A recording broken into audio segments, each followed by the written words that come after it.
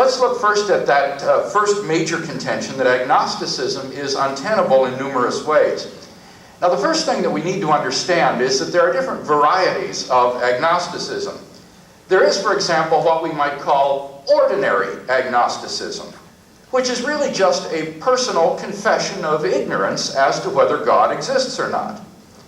On the other hand, there's what we might call ornery agnosticism, which says that you can't know whether God exists or not. Now, in my critique of agnosticism, I'm going to make basically 4 points concerning these.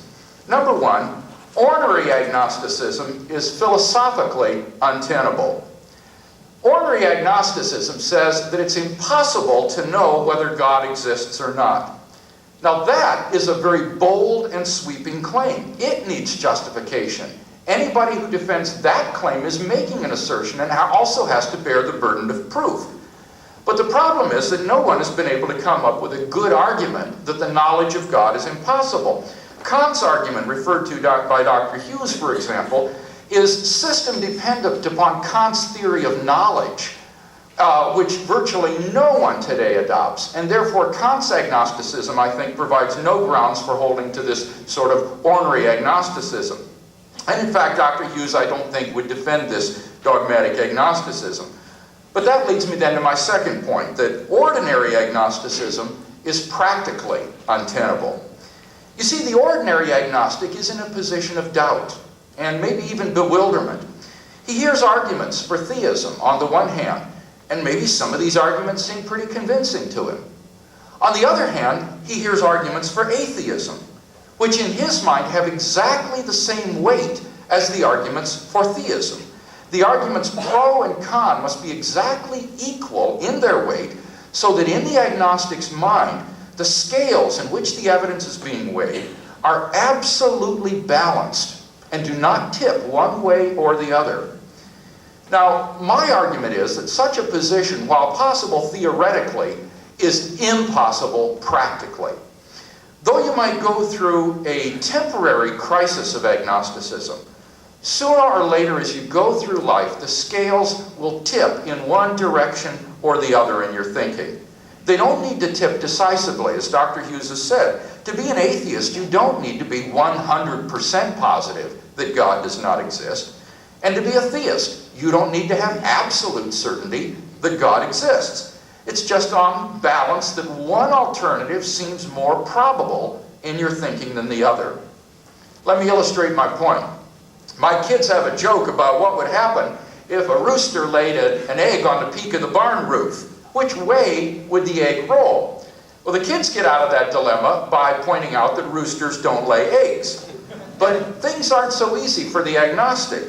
You see, the agnostic's philosophical egg has to stay balanced precisely on the peak of the roof, lest it roll to the one side, which is atheism, or to the other side, which is theism. And it has to do this balancing act throughout an entire lifetime. But that's just impossible, practically. Sooner or later, the probabilities will lean in one direction or the other in your thinking. And you'll either believe there probably is a God, or else there probably is no God.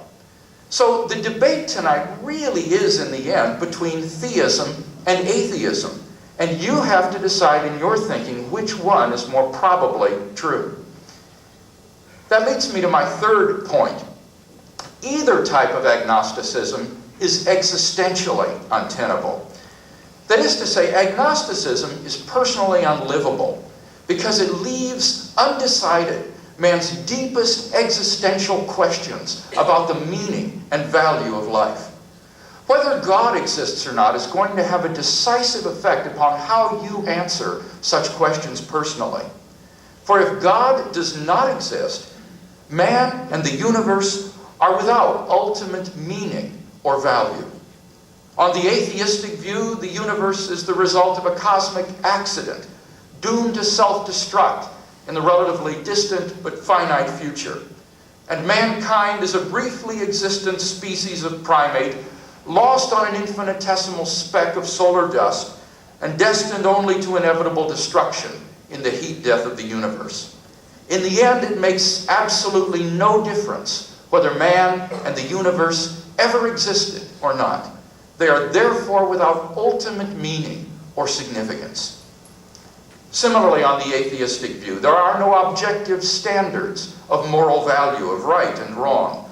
Moral values are either just the expression of personal taste, or else judgments about behavior ingrained into us by evolution or society. There are no objective, transcendent values which tell us what we ought and ought not to do. And even if there were, why do what is right when it conflicts with your own self-interest? There's no hereafter, so why not live totally for self? Acts of self-sacrifice are particularly inept on an atheistic worldview. Why should I give up my all too brief existence for the sake of someone else? Forget it. If there is no immortality, then let's just eat, drink, and be merry, for tomorrow we die. The point that I'm trying to make is that the choice between atheism and theism is one that touches all of us at the deepest level of our being and determines how we shall answer the profoundly practical question, how shall I then live? Since the agnostic either cannot or will not answer the question about God's existence, neither can he answer the practical question about how he should live. But the problem is that the practical question is existentially unavoidable. For every day we do go on living, and so implicitly answer the question, how shall I then live? Are you going to live like atheism is true, as though life has no meaning or value? Or like theism is true? Every day, by your behavior, you implicitly answer this question. Agnosticism is thus existentially untenable. It's a nice theory that cannot be lived. And finally, we come to my fourth point. Rational agnosticism is not incompatible with Christianity. Now, this may come as something of a surprise, but it's a fact that many of the greatest skeptics in history were also Christian believers. And a great many of today's most influential philosophers, such as Alvin Plantinga, William Alston, and John Hick, hold that it is rational to believe in God even without arguments. And Dr. Hughes' example of Immanuel Kant would be another illustration of this point. You see, rational agnosticism presupposes that in order for a belief to be rational, you have to have arguments in favor of that belief. But that presupposition is simply false. For we all accept various beliefs, like the existence of the external world or the reality of the past, which are completely unprovable and yet are rational to hold. These are what philosophers call properly basic beliefs. That is to say, beliefs which arise appropriately out of our experience, but cannot be proved from that experience. Now, the question this raises is, why can't belief in God's existence be a properly basic belief rooted in my experience of God himself? That does not mean that it's arbitrary, any more than my belief in the external world is arbitrary. Rather, it is grounded in my personal experience of God himself. If this is correct, then agnosticism becomes somewhat irrelevant, for one could be agnostic about proving God's existence and yet still be a Christian theist by taking God's existence as properly basic. And here, I think, is a point of unanimity between Dr. Hughes and myself, if I understood what he was saying in that first speech. So for these four reasons, I think we can conclude my first major contention that agnosticism is untenable in numerous ways.